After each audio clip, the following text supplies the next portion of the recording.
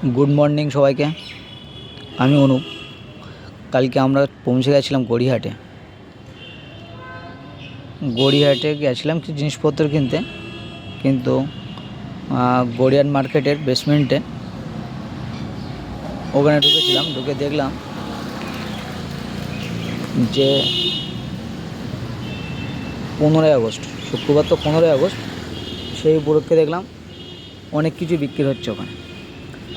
যেমন জাতীয় পতাকা বিক্রি হচ্ছে, তারপর হাতের ব্যান্ড বিক্রি হচ্ছে, ব্যাজ বিক্রি হচ্ছে, ছোটো ছোটো ফ্ল্যাগগুলো বিক্রি হচ্ছে।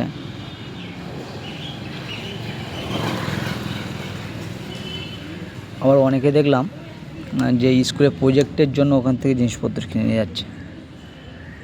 স্কুলে প্রজেক্ট বানাতে দিয়েছে, সেই জন্য জিনিসপত্র নিয়ে যাচ্ছে।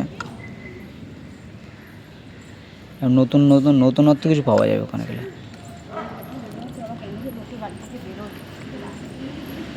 ছোটো ছোটো পতাকা পাবে, ব্যাজও পাবে, হাতে ব্যান্ডগুলো আছে।